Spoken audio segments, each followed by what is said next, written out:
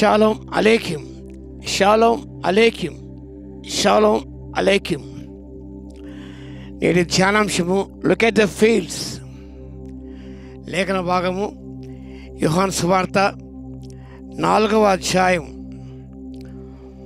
35వ వచనం చదువుకుందాం. The gospel according to Saint John chapter 4 verse 35.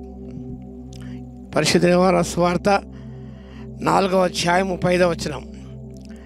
ఇంకా 4 నెలల తర్వాత కోతకాలం వచ్చునని మీరు చెప్పుదురు కదా, ఇదిగో మీ కనులెత్తి పొలము చూడుడి, ఇప్పుడే తెల్లవారి కోతకు వచ్చి ఉన్నవని మీతో చెప్పుచున్నాను.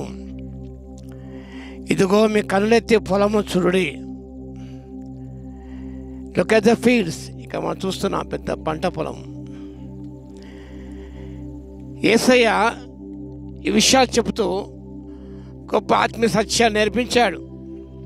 Look at the fields. మీ కనులెత్తి ఒక్కసారి పొలం చూడండి. Lift up your eyes and see. Look at the fields. అవి ఇప్పుడే కోతకు వచ్చినవి, తెల్లవారి కోతకు వచ్చినవి. యేసుక్రీస్తు ఈ లోకానికి వచ్చాడు. ఆ వచ్చే ఉద్దేశాన్ని ప్రభువు చక్కగా విశదపరిచాడు.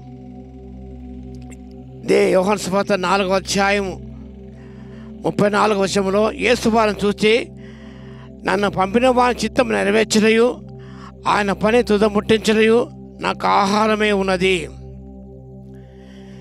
యేసు వచ్చిన ఉద్దేశం అనగా తండ్రి చిత్తం నెరవేర్చడానికి ఈ లోకానికి వచ్చాడు. ఆయన పని తుదముట్టించడం నాకు ఆహారమే ఉన్నది. దేవుని యొక్క పనులు దేవుని బిడ్డలు చేయాలి, దేవుడు ఏర్పరచుకున్న వారు చేయాలి. యేసయ్య ఈ లోకాన్ని పంపాడు, ఆత్మల పంట కోయడానికి ఈ లోకాన్ని పంపాడు. విస్తారంగా ప్రభు సువార్తను ప్రకటించాడు, దేవుని వాక్యం ప్రకటించాడు. అప్పుడు 12 మంది శిష్యులే ఉన్నారు. ఆ తర్వాత అపొస్తలుల కార్యంలో గమనిస్తే వారు దేవుని ఆత్మశక్తి పొందుకొని వారు ఆత్మ పంటలను కోయడానికి వారు ప్రారంభించారు. ఆత్మ కోసారు వారు. అంటే దేవుని యొక్క చిత్తము ఆత్మను సంపాదించాలి. ఇదిగో పంట పొలాలు చూడండి ఒకసారి, అవి తెల్లబారి కోతకు వచ్చి ఉన్నవి. మనం వెళ్ళకపోతే వారు నశించిపోతారు. ఆ పంట నేలపాలవుతుంది. వర్షమే రావచ్చు, లేదా అకాలమైన వర్షాలు రావచ్చు. తద్వారా ఆ పంటను నేల పాలవుతుంది. అనగా ఆత్మ నశించకముందే, ఆత్మను గమనించినప్పుడు మట్టి పాలు కాకముందే వారి ఆత్మ ఎంత విలువైనది కాబట్టి, శ్రేష్టమైనది కాబట్టి ఆత్మ సంపాదన చేయం. ఆత్మీయ పంటను మనం కోయాలి. అందుకే దేవుడు ఏర్పరచుకున్న కుమారి లోకాన్ని పంపాడు. ప్రభు చెప్పిన మాట, నేను శిల మీద ఉన్నప్పుడు శిలకెక్కిన అనేకులు అవి ఆకర్షించుకుందని అంటాడు ప్రభు అన్నాడు. ఇలా బాధ్యత మనకు అప్పగించాడు. ఆయన పని తుదముట్టించుట, ఆయన చిత్తం నెరవేర్చుట. కొంత విస్తారంగా పనివారు కొద్దిగా ఉన్నారు. పని చేసేవారు కావాలి, కోత కోసేవారు కావాలి. పనివారు కొద్దిగానే ఉన్నారు. Harvest the plenty. ఇక్కడ చూస్తే పంట చాలా విస్తారంగా ఉన్నది. Labourers are few. పనివారు కొద్దిగా ఉన్నారు. We are together go labour with Christ. ఆ సవార్థిక పొలంలో పనిచేసేవారు కావాలి. విస్తారంగా ఒక్కసారి మీరు లుక్ ఎట్ ద ఫీల్డ్స్. మన పొలాలు చూడండి. మనకు 9 పొలాలు ఉన్నాయి. మనకు ఇప్పుడు చాలా పొలాలుగా చేస్తారు. ఫీల్డ్స్ అంటారు మనం. ఫీల్డ్ పరిచర్య ఈనాడు చేస్తున్నారు. ఇంటిని స్వార్థ సేవారు కానివ్వండి, లేదా మరొక సంస్థ కానివ్వండి, ఇండియన్ బ్యాంక్ మిషన్ కానివ్వండి, ఫ్రెండ్స్ మిషన్ ప్రేరణ కానివ్వండి, వారు they concentrating on the fields, on villages. Who will go? చాలామంది పట్టణాలకే పరిమితం అయిపోతున్నారు. కానీ విస్తారమైన పంట పొలాలు ఉన్నాయి. ఆ పంట పొలాలకు పంటను మనం కోయాలి అంటే అనేక మంది రావాలి, అనేక మంది లేవాలి. ఈయన క్రైస్తవ సంఘాలు కూడా ఈ పంట పొలాల వైపు ఒక్కసారి దృష్టి సారించాలి, పొలాల వైపు దృష్టి సారించాలి. అనే గ్రామీణ ప్రాంతాల వైపు, మారుమూల ప్రాంతాల వైపు దృష్టి సారించాలి. అనేక మంది కూడా సువార్తకు ఎదురు చూస్తున్నారు, ఆశతో ఉన్నారు. వారు ఇంకా సువార్త ఎరగని వారు ఉన్నారు. వాళ్ళ ఫీల్డ్, ఇది మిషనరీ ఫీల్డ్, అది సవార్థిక పొలము. ఆ సవార్థిక పొలం పనిచేయాలి. అనేక మంది గ్రామస్తులు ఉన్నారు. వారి రక్షణ బాధ్యత మన మీద ఉన్నది, ఆ ఉత్తరవాత మన మీద ఉన్నది. మనం చెప్పాలి, వాళ్ళు వినకపోయినా చెప్పాలి. లేదా చెప్పనట్లయితే వారి రక్తం మన గురించి నేరస్థాపన చేస్తుంది. నేరస్థాపన చేసిన విషయం మర్చిపోకూడదు. నరపుత్ర విననా వినకపోయినా నువ్వు వారి స్వార్థ అందివ్వాలి. ఆత్మ నశించిపోకూడదు. ఏ ఒక్క ఆత్మ నశించే దేవునికి ఇష్టం లేదు. కాబట్టి యోహాను సువార్త 3:16 ప్రకారం తన కుమారుని పంప ఎవరు నశించక నిత్య జీవం పొందినట్లుగా తన కుమారుని అనుగ్రహించాడు. ఎవరి సోల్ మస్ట్ బి సేవ్డ్, ఎవరి విలేజ్ మస్ట్ బి సేవ్డ్, ఎవరి ఫీల్డ్ మస్ట్ బి సేవ్డ్. రక్షించబడాలి. దేవునికి ఆశయం. మనం ఆశయ సాధనగా ముందుకెళ్ళాలి. మనం భక్తుడు అంటాడు,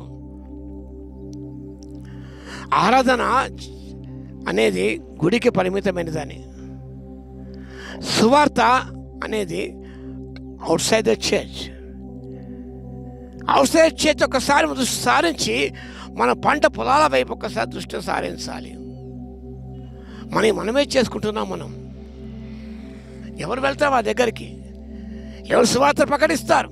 యెషయా భక్తుల వలె, ఇదిగో ప్రభువా నేనున్నాను, here I lord send me, నన్ను పంపు దేవా. సువార్తక పొలం పనిచేసేవారు కావాలి, పంట పొలాల్లో పనిచేసేవారు కావాలి, కోత కోసేవారు కావాలి. ఆ బాధ్యత మన మీద ఉన్నది. యేసయ్య సత్యాన్ని గుర్తు చేస్తున్నాడు. చిత్తం నెరవేర్చుట, ఆయన పని తుద ముట్టించుట. నాకేదో ఆహారం ఉన్నది, అది దేవునికి ఆహారం. ఆహారం వెళ్ళారు. ఈ వాక్యం గమనించినప్పుడు బోధకుడా భోజనం చేయమని ఆయన వేడుకొని, అందుకు ఆయన భుజించుటకు మీకు తెలియని ఆహారం నాకున్నదని వారితో చెప్పగా శిష్యులు ఆయన భుజించుటకు ఎవడైనా నేమ తెచ్చనేమని ఒకరితో ఒకరు చెప్పుకున్నది. యేసు వారిని చూచి అన్నాడు. ఇంకా వాక్యం గమనిస్తే విత్తువాడును కోయివాడును వారిద్దరు కూడా సంతోషించినట్టు కోయివాడు జీతం పుచ్చుకొని నిత్య జీవార్థమైన ఫలం సమకూర్చుకొనుచున్నాడు. విత్తువాడొకడు కోయివాడొకడు అన్నమాట ఈ విషయంలో సత్యమే. మేము దేని గురించి కష్టపడలేదో దాని కోయటకు మేము పంపితేని ఇతరు కష్టపడేది, మీరు వారి కష్ట ఫలంలో ప్రవేశిస్తున్నారని చెప్పాను. నిజమే, మిషన్ భక్తులు ఎంతగానో కష్టపడ్డారు. వారు కష్టించారు, వారు పని చేశారు. వాళ్ళ ఫలంలో కోయడానికి మనం వెళ్ళడానికి ఇష్టపడడం లేదు. మనం సుముఖతను వ్యక్తీకరించడం లేదు. మనం మీరు ఇగ్నోర్ ఆఫ్ ది ఫీల్డ్స్. పంట పొల విషయం శ్రద్ధ మనకు లేదు. నేను సంస్థలకు లేదండి. ఆ చింతన మనలో ఉండాలి. ఈ పంట పొలాన్ని స్వార్థమయమైపోవాలి. అనేక ఆత్మ రక్షించాలి. ఆత్మల పంట మనం కోయాలి. అంతే ప్రభువు కోరుతున్నాడు. కాబట్టి ప్రార్థన చేద్దాం, దేని వేడుకుందాం. కోత విస్తారం నాయన తండ్రి, పనివారిని పంపండి నాయన. మేము వెళ్తాము తండ్రి, మేము సిద్ధపరచు నాయన. మీ ఆత్మశక్తి దయచేయము తండ్రి. ప్రార్థన చేద్దాం. దేవుడు ఆ శక్తి మనకిస్తాడు. ఆ శక్తి మనకిస్తాడు. విలియం కేరీ గమనించినప్పుడు ఆయన మోడర్న్ మిషన్ మూవ్మెంట్కు ఆయన ఆర్జునుగా ఎంచబడి ఉన్నది. Father of modern mission movement. Missions అంటే sent by God through the fields, into the fields. పొలాలకు వెళ్ళాలి మనం అండి. లోపల ఆరాధన చర్చిలో మనం, కానీ పంట పొలాల వైపు దృష్టి సారించి వెళ్దాం. మనం పని చేద్దాం. మనం పంటను కోద్దాం. దేవుని హృదయం సంతోషం చేయగలుగుతాం. ఆరతి చేయడానికి పరిశుద్ధాత్మ దేవుడు మనకందరూ కూడా కృపా సాహిత్యం మెండుగా దయచేయను గాక. ఆమేన్. ప్రార్థన చేసుకుందాం. మహాగణ మహోన్నత యేసయ్య మీకు స్తుతి స్తోత్రాలు తండ్రి. ఒక్కసారి పంట పొలం చూడండి తండ్రి, మీరు సెలవిచ్చారు తండ్రి. మేము వాడు చూడటం లేదు నా ప్రభా, గమనించడం లేదు మా తండ్రి, శ్రద్ధ వహించలేదు నాయన. అవి తెల్లవారి కోతకు వచ్చి ఉన్న తండ్రి పిల్లనైతే ప్రభావ అవి నశించిపోతాయి, మట్టిలో కలిసిపోతాయి నాన్న. వారు మట్టిలో కలిసిపోక ముందే తండ్రి జీవముల దేవుని తెలుసుకుని రక్షణ పొంది ప్రభు నాయన నిత్య జీవాన్ని పొందుకునే కృపను ఇవ్వగలందుకు మీ స్తుతి స్తోత్రాలు చెల్లించుకుంటున్నాం. ఆ భార్యను ప్రతి భార్యకు దయచేయండి అసయ్య, సంఘాలకు దయచేయండి, సంఘ పెద్దలకు దయచేయండి, సంఘ కాపులకు దయచేయండి తండ్రి. పంట పొలాల విషయం శ్రద్ధ వహించి తండ్రి నాయన ఆత్మ పంట కోయటకు సంసిద్ధం ముందుకు సాగిపోటకు కృపా సహాయత మెండుగా దయచేయవలసిగా విజ్ఞాపన చేస్తూ ఘనమైన మీ నామను కొనియాడుకుంటూ మా ప్రభువును రక్షకుడైన యేసుక్రీస్తు పేరిట ప్రార్థించి వేడుకొంచున్నాము తండ్రి. ఆమేన్. మన తండ్రి అయిన దేవుని యొక్క ప్రేమయు మన ప్రభువును రక్షకుడైన యేసుక్రీస్తు యొక్క కృపయు పరిశుద్ధాత్మ యొక్క అన్యోన్య సహవాసము మనందరికీ సదాకాలము తోడే ఉండును గాక. ఆమేన్.